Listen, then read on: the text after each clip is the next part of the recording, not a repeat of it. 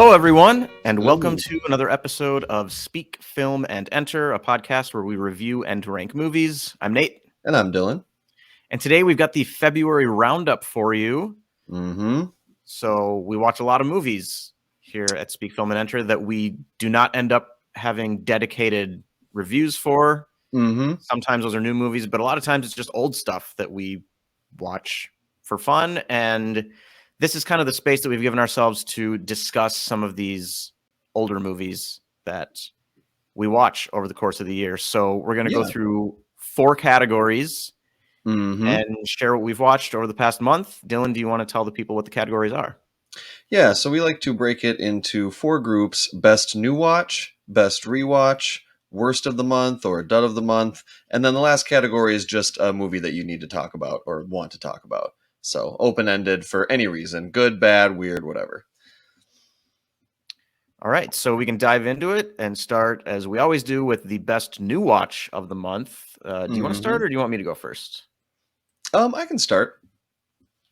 So my first best new watch is Black Swan from 2010. Yep. We did do a review of this. This was a movie club pick, so I'm not going to waste too much time. You should definitely go over and check out that episode because we discuss it non-spoiler and spoiler discussion. But yeah, I really like this movie, and I also watched it right next to another Darren Aronofsky movie that's getting a lot of attention. Thought it was just way better. So Black Swan is my first best new watch. But moving on is a movie that came out in 2021, but technically 2022 movie that you saw a while ago and highly recommended, and that is Hit the Road. Yeah. Which I finally checked out, and very impressive. For those who have not heard about it, is that Iranian movie? Yeah. Iranian. Written and directed by Panah Panahi, who I guess is the son of a famous Jafar Iranian. Panahi, who has a new movie come out 2022 as well, which is just getting to the U.S. in theaters, called No Bears. Interesting. Yes. Okay. But yeah, and then basically it's a family road trip drama, a little bit of comedy in there.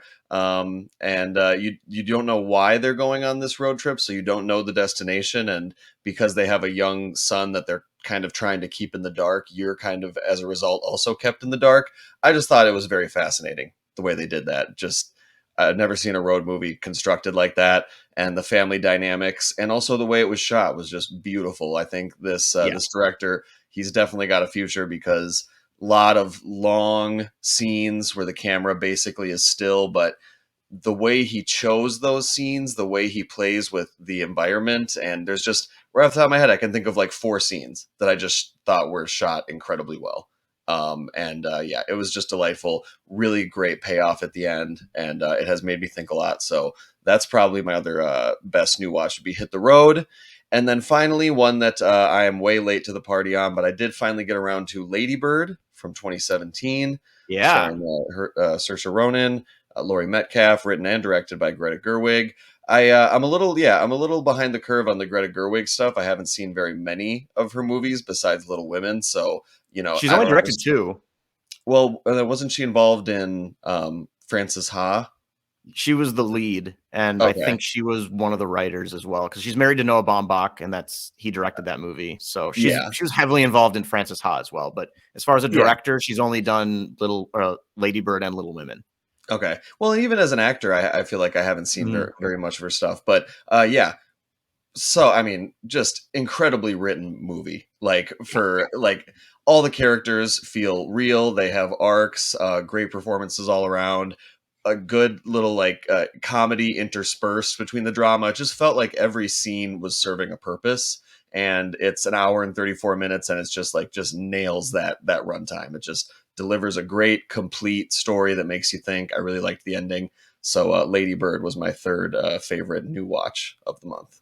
Nice. Just going back to Hit the Road really quick. That was one of my favorite movies of 2022, and little preview that should be appearing. We're doing our top 10 movies of 2022 very soon. Yes. So look out for that, and Hit the Road will definitely be in my top 10 of the year. So my turn. All right, go for it.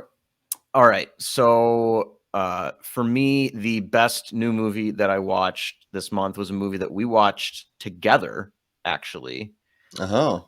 And that is a movie called Phoenix. Great. I which knew you would have this on here. yeah, this is from 2014. It's a German movie by director Christian Petzold, and I looked up. It's the first movie I've seen of his, but I looked up a lot of his other stuff Yeah. and really good reviews and like just subject matters and concepts that sound really, really interesting to me. So I'm definitely going to be checking out more of his movies soon.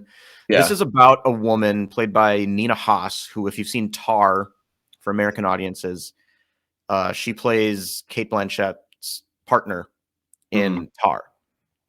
This is about a woman who survives the Holocaust and returns to Germany, but she suffered many facial injuries during her imprisonment, and she has to have Yes. facial reconstructive surgery. And she learns or hears rumor that it was possible that her husband was the one who sold her out to the Nazis for being Jewish, and that led to her being in a concentration camp. So she looks different, and then she runs into her husband, and I don't really want to, and he Yes. doesn't recognize her. I Yeah. don't really want to say anything else because the Mhm. movie sort of goes in a direction that I wasn't quite I don't think either of us were really quite expecting, but was just fascinating. And there's Yeah. sort of an aha moment early in the movie when it sort of reveals what it's really going to be about and what the bulk Mhm. of the story is going to be. Yes. And we both just kind of went, "Oh," Mhm. thinking Mhm. like this is going to be really interesting to watch, and it is. And Nina Mhm. Haas gives one of the best performances I've seen in a long time. She is Yeah. phenomenal. Yeah. The movie looks great, and the Mhm. characters work really well as just individual characters, and also just like metaphors for kind of the way that Germans wanted to just put the war behind them and just kind of be like, okay, that's over. We don't have to deal with it, right? Yeah. I thought it was absolutely fantastic. I think I gave this 4.5 stars. Mhm. I think probably one of my 50 best movies of the 2010s at this point. I feel Mhm. pretty confident saying so. That movie's phenomenal. It's on Criterion right now and probably available to rent. So it's on Criterion, it's on AMC Plus, and then you can rent it anywhere. So highly, highly recommend Phoenix. Yeah, I'm with you on that. I would highly recommend it too. And beyond, I'm glad that you stopped with the description where you did because that's all Yep. we knew when we went in watching it. Mhm. But we also knew that the ending was highly acclaimed, and it totally delivered on that. That's a good thing to Like, bring up because it was everything I read about this movie was the ending is stunning and perfectly executed. And with that level of hype going in, hmm and for us to both at the end just be like we were just like jaw dropped. yeah, I was stunned. It was phenomenal, perfectly executed. So yeah, fantastic movie. hmm Sticking with a another World War II movie that I watched about civilians, so not like a military movie about soldiers, but just another World War II movie about civilians yep. from French director. Is it just Louis Malle? Is that how you pronounce I his don't name? I know. really don't know. Yeah. But this is from the 80s. This is Au revoir, l'enfance, which translates to goodbye, little children. This is Okay. based on his own life in a boarding school in France during World War II. Ooh. And yeah, so I thought this was really good. The last like 15, 20 minutes are perfectly executed. Okay. So it's just he goes there, his older brother goes there. It's just kind of, one of those like 40s boys boarding schools. It's a Yeah. Catholic school. Yeah. And then there's a new kid that shows up at some point, Okay. and he's maybe a little mysterious, and a friendship develops between the main character, who's just kind of a stand-in for the director here, Okay. and this new kid. And then there's nothing overly sensationalized here. It's just a lot of like kind of sit back and observe. So there's a lot of Yeah. stuff that's just like kids being kids. Yeah. And what age? Like middle school Yeah, boys, or like like? middle school through high school. Okay. So yeah, probably like basically just teenage, like I guess like 13 through about 18 Okay. roughly. hmm So there's a lot of stuff that you just expect from boarding school stuff, with like fighting and like some sports and just like kids goofing off and pranks hmm and 13-year-olds sneaking cigarettes. Set in France while it's occupied. Yeah. Okay. So like it's kind of creeping in. You start seeing more and more German soldiers as the movie goes on. They check Okay. up on some stuff in the school. It's really, really well done. So I would definitely recommend that one. And that's on Criterion and on HBO Max right now. Yeah, that sounds fascinating. And then lastly, I have a movie called Another Year. Scrolling through this on Letterboxd right now. I think this is the most movies I've ever watched in a month. Was this past February with Ever? 41. That's pretty dang good. Yeah. I mean, it Yeah, was I cold also and was horrible higher. here, and I Yeah, I just had a higher total than my last like 4 months. I had 29 this month. yeah. Also, because I rewatched a bunch of movies, and I find it pretty like when I'm rewatching stuff, I can watch it in like chunks. Yeah, yeah. Like I'll rewatch a movie and I'll throw it on. I'll watch like 30 minutes of it when I go to bed, and then I'll watch like another 20 minutes in the morning. So I Mhm. treat when I rewatch movies, I kind of treat it like TV shows Yeah, I'll even if sometimes. I'll put on a rewatch like while I'm doing something else. Like Exactly. yeah. Because we rewatched a bunch of movies for our upcoming Best of 2022 episode. Mhm. But this is the first movie I'd ever seen by British director Mike Leigh, Mm, mm. who very socially conscious and like kind of leftist director, Okay. has been making movies from like the mid 80s all the way through now. Mm. It's called Another Year, starring Jim Broadbent, Leslie Manville, Ruth Ooh. Sheen. I'm a big Jim Broadbent fan. He's really good in Yeah. this movie. And this is Yeah, just we during love a Jim. year, a very content couple approaching retirement are visited by friends and family less happy with their lives. So it's Okay. kind of Jim Broadbent and Ruth Sheen are just they're a couple in their 60s and they are great together. And a lot of their friends are just kind of like emotional wrecks. Okay. And it's a Yeah. little episodic but Leslie Manville plays kind of their main. It's interesting to even call her like their friend because Mm. she's a coworker of Ruth Sheen's character, Jerry. And she's kind of like she's really annoying at times, but she's just so sad and lonely. And Okay, yeah. it can be a little hard at times, but Leslie Manville's performance is phenomenal. Mm. And it's just kind of a movie about basically just being good neighbors. And Interesting. like it's sort of about living those socialist beliefs through just like, yeah, I'm not just going to ditch this person because we're in different parts of our lives and they're single and kind of a mess. Like, we've been friends for a long time, and I'm going to continue to help them and be friends with them and hang out with them, even if they can be annoying sometimes. It's just kind of about like actually living that life on a interpersonal level, Okay. which I found very interesting. Huh. And it's very empathetic, just Mm. really good Yeah. character work, great acting. Just a British family drama essentially, Okay. With which what sounds like a good message. yeah, absolutely. It's Okay. just rentable everywhere. So if you want to check Sweet. that one out, that is Another Year from 2010. And that does it for mine. So we can now move on to our best rewatches. And I'll kick Yes. it back to you. So yeah, I'm telling on myself a little bit here because with our top 10 coming up, there are about 4 or 5 movies I would like to rewatch from 2022. But I looked through my diary, as it were, and I only had one rewatch all month. Wow. It was all new movies. So sorry, Nate, I've been slacking. Well, I'll get there were I'll some get that you on had those missed. rewatches. Yeah, there were some that you had missed from Yeah, earlier in the year. So that was a that's lot of, that's what it's been a lot of things that I missed from earlier. That's what I've been knocking out. yep.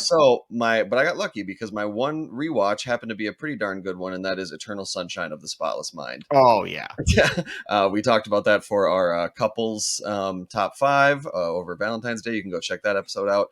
But yeah, just a really well made, cool concept, great performances, fun writing. I hadn't seen it in a long time, and yeah, I definitely reappreciated it, and it's fantastic. So Yep. that was my best rewatch of the month. Nice. So I had a lot of rewatches too, but usually with the rewatches, I like to stick to ones that for the best rewatch that went up in my mind. Where like Yeah. I rewatched several 5-star movies this month, like Annihilation and Beauty and the Beast and Sing Street, Uh like huh. movies that are in my top 50 of all time. But my opinion didn't change. It was just I was going to bed and I threw this on and I ended up watching the whole thing before I fell asleep, kind of a thing. Yeah. So for me, I had 2 movies that went up from a 4 to a 4.5. Okay. And sticking with I've been watching a lot of World War II movies recently. Yeah, that's what it sounds like. Yeah, so sticking with that, Dunkirk went up to a Ah, 4.5 for me. I saw you bump that up. Yes, explain. Oh my God. I mean, so the first time you and I saw it together, but we missed the beginning. Yes, we So did. we missed that, like, the beach 1 week part, which is very important because everything else is in the course of a day, and it's like nighttime at times on the beach The when it's like, timestamp thing we were behind on. yes. So Yeah. I kind of liked it the first time, but didn't love it, and then I liked it a lot more the second time. And this time, I give Christopher Nolan a lot of shit You for do. his just obsession with making things, like, he kind of views just like making it complicated as like also being interesting, and I don't think Yeah. that's always the case. Mhm. Mhm. And I kind of felt that way in Dunkirk about the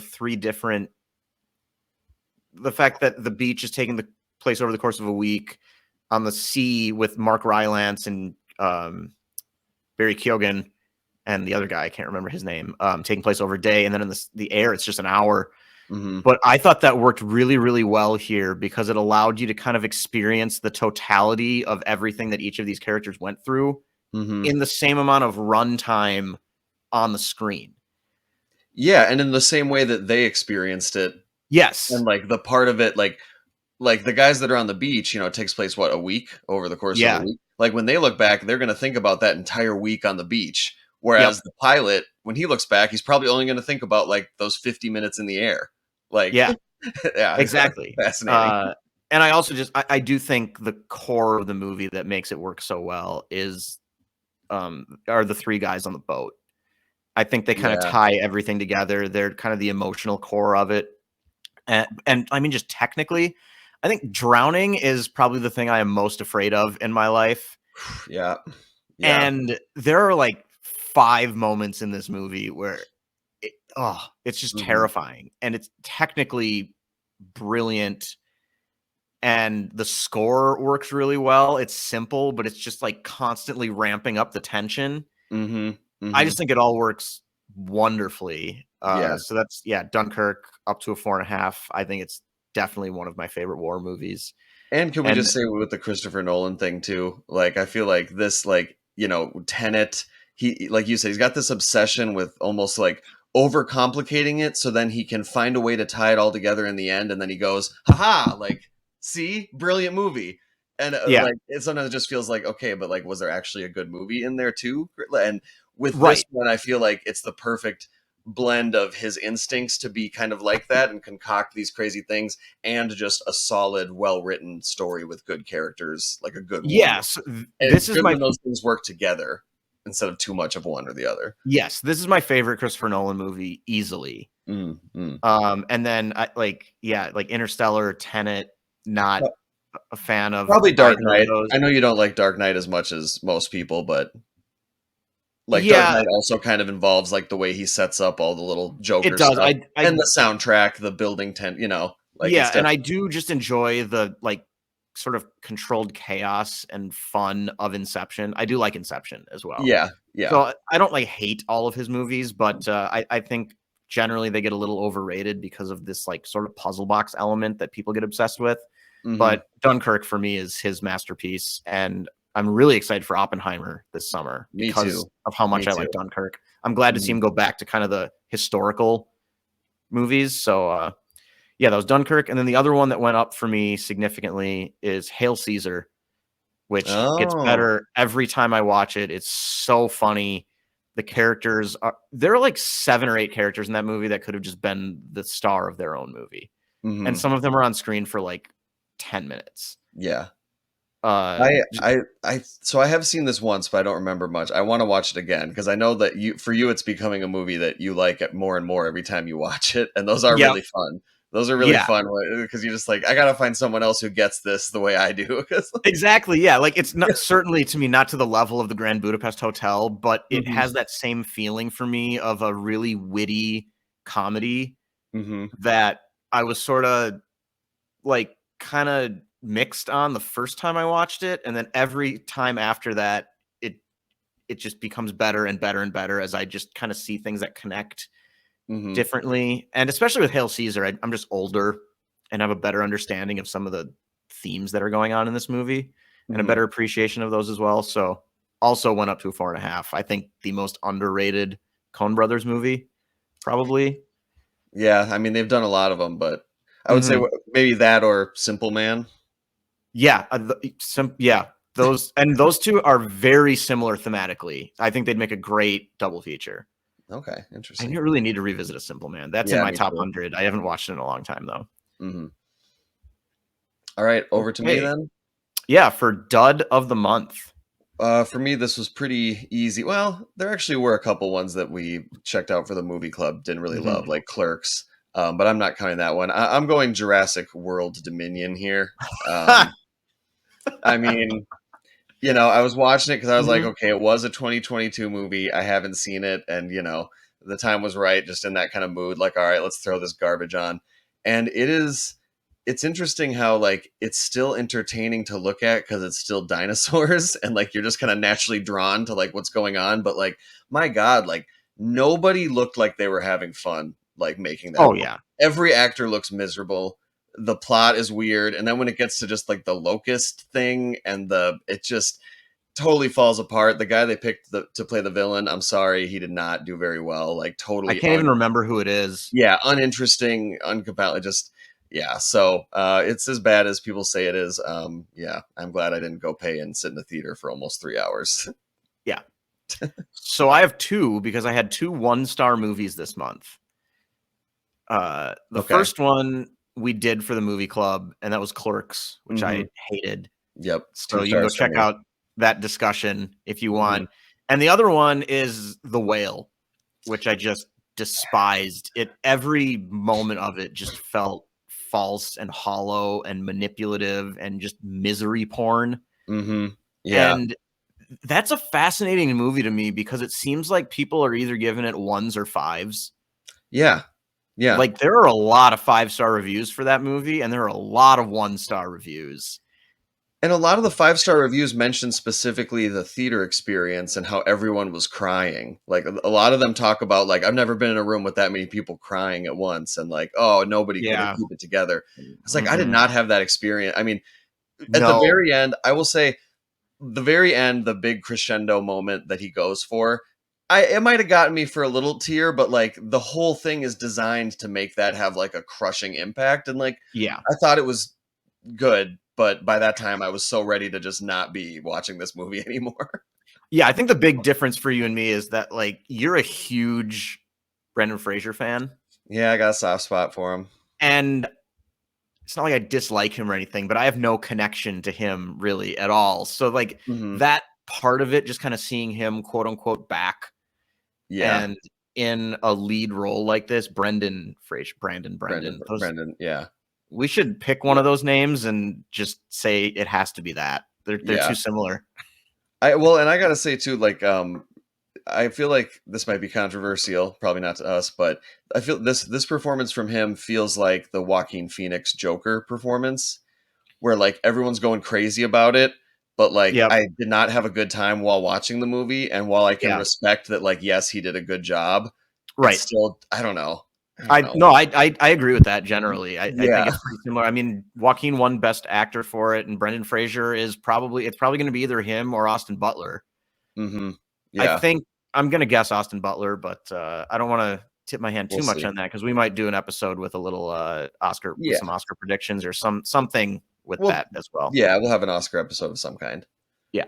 We'll talk about it. All right. So moving on to movies we just want to talk about. What do you got? Oof. So the first one I just want to talk about is a movie from 2018, written and directed by Bo Burnham, and that is Eighth Grade, Yeah. which I did not see. It's on been on the watch list for a while. Finally got to it, and I mean, I just I feel like Bo Burnham was like the perfect person to direct and write this. Like Yeah.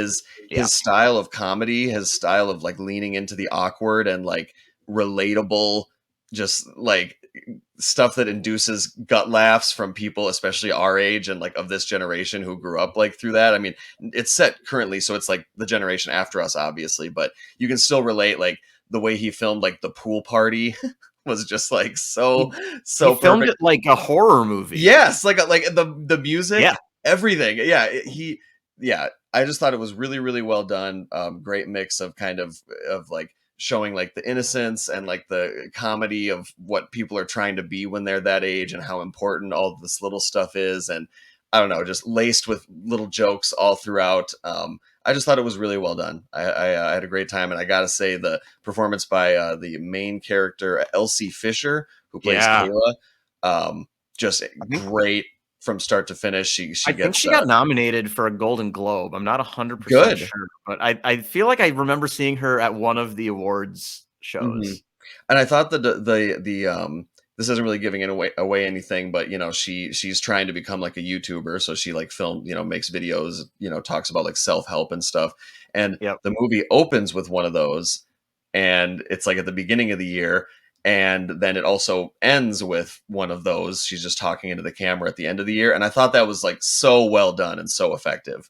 Like, It's all the last week of 8th grade, right? is it just the last week? I thought it was the whole year. I think it's just the last week of the school year. Okay. Well, I could either be way, wrong, yeah, it's been a while, but either it way, it's starts with her talking into the camera monologue and ends with one, and I thought it was really well done. So yeah, just want to talk about eighth grade, really solid. And then the last one is a movie that I feel like you've maybe never even heard of. Came out in 2022, and that is Fall. I've heard of this. It's basically Yeah. plays on Vertigo, and here's the plot for you all. Best friends Becky and Hunter find themselves at the top of a 2,000-foot radio tower. So two friends, they liked to climb, do mountain climbing and stuff. They One of them suffers a tragedy, and so then it cuts to a year later, and the friend comes and is like, "Hey, I got to get you out of this funk. Let's go back out there." And she's like, "No, I don't want to." And she's like, "Hey, like 4 hours away, there's this old TV radio tower. It's like one of the tallest structures in the country, and it's abandoned. And like it's got a ladder like all the way up mostly, and like let's go climb it." Ugh. Yes, and so I Mm. can just tell you right now that like it's not amazingly well written movie, but it is what you hope it is, which is really effective at nailing that concept. I Yeah. had sweaty palms the entire time. I mean, even like talking about it right now, I'm like starting to get sweaty palms because I'm Mhm. going back to and I'm like just thinking about it. yeah, just think about it. And the way that it's filmed, when they get up there and when they get stuck up there, I mean, there's a platform that they're standing on that is maybe like, 7 feet by 7 feet across, or maybe even less, like 6 or 5. So, like, there's really only room for them to like sit down or stand up. And they're up there for so long. And like every time the wind would blow, it's like always windy up there. And every time the wind would blow, I'm like, geez, it just nails the concept so well. And that's really why I gotta give it like some respect. It was a big surprise for me, one of the surprises of the year. As someone who is scared of heights to a normal extent, I'd say maybe a little more than the average person, but not like crazy. But like I have thought like, oh, if there's a ladder and stuff, like I could climb tall stuff, and I work on top of tall buildings sometimes. But man, just really effective delivery of like what it is about this idea that's scary. They give you that for like 90 minutes straight in your face, and I had a great time. So Fall, just had to talk about it. One of the surprises of the year for me. Might make my top 10. We'll see. It's fighting for a Wow. spot. It's fighting for that 10th spot, but we'll see. Okay. I Mhm. see Virginia Gardner's in this, and she was the lead in Starfish. Do you remember that Oh, movie? that's where I recognized her from. I kept thinking like I've Yeah. seen her before. Yeah. Yeah. Mhm. Starfish is you and I both really liked it. It's a movie you can find around. You can rent it anywhere, I'm sure. It's probably one of those things that shows up on like Tubi or like Freevee or whatever, I would guess at this point or whatever. Those weird kind of free channels. Yeah, yeah. But yeah, so she's in it. So I don't know. Maybe I'll check it out. It feels very It's anxiety inducing. Yeah, definitely was pacing back and forth Yeah. the whole movie. Could not sit down or sleep or lay Yeah. down. So, couple here that I want to mention. First, there was a 2022 movie from Hulu, a French movie that I watched called Anais in Love, Okay. which is just a romantic comedy that feels, and I wanted to recommend it to you specifically because I know how much you like The Worst Person in the World. Mm-hmm. I mean, we both do. And it's not to that quality, but there are elements of it that felt very similar to me, especially in the second half of the movie. And I think it has a great ending. So that's Okay. just about a French girl who kind of lives in the moment too much. And Mm. she's a bit of a scatterbrain and kind of never can't commit to anything really. And she Mhm. starts like separate affairs with both sides of a married couple. Ooh, okay. Yeah. Huh. Who are like significantly older than she is. Okay. Okay. Yeah, they're probably like 50 or like upper 40s and she's like 28. Okay. Interesting. Yeah, so that's a good movie and it's on Hulu. And then the other thing is I finally rewatched Everything Everywhere All at Once, Yes, which I believe you did as well I a did. couple months ago at least. Yeah. And this is something that I was way lower than most people on. Both of us were, and I was even lower on it than you were. Mm-hmm. And I will say now, I still don't love it, but the emotional part of the movie really hit for me this time. I still don't think it's that funny, which is a Mm-hmm. problem in any movie that's a comedy when they're throwing jokes at you every 30 seconds to 2 minutes. Yeah. It can just be, and with like the pacing and the frenetic energy, like it's in your face. And if you don't find it that funny, it's got a ceiling for sure. Mm-hmm. Mm-hmm. But at the very least, this time, the mother-daughter part of the story and the daughter character specifically I connected to that a lot more. So, I'm no longer, like, upset that it's maybe I mean, I wouldn't pick it for Best Picture, but if it wins, I'm not gonna be upset about it Mm-hmm. or anything. So, just kinda wanted to mention that because, that was one of our more, I don't know, controversial reviews probably where this movie came Yeah. out and everybody was giving it 4.5s and 5s Mm-hmm. and best movie I've seen in years, and we were both just kinda like, "Eh." Yeah, and I think I was a little higher on it than you, and now I think, we both rewatched it. I stayed about the same, and now I think you're actually a little higher on it than me. And mostly Slightly, for me, it's yeah. just it's the comedy. I'm sorry, I just a lot of the jokes did not land the second Yeah. time I watched it for me. Yep, same. That's just comedy is subjective. But the So second half of the movie worked better for me this time. I still don't get the I don't quite think Jamie Lee Curtis should have been nominated for Best Supporting Actress. I think she's very good in the movie, but the fact that, like, nobody from Women Talking got a nomination and Jamie Lee Curtis and there are 2 Best Supporting Actress nominations from Everything Everywhere All at Once, I think that bugs me a bit, but mhm, I do think it's good now, which I was kinda down on it before. yeah, So, yeah, all right. there was our movie watching month of February. Yeah, it was a good month, I gotta say. And yeah, soon we'll have the recommendations episode for Yep, for March, and I believe is it my turn to put a wrap on the show? it is. All right. You can't be brave unless you're scared.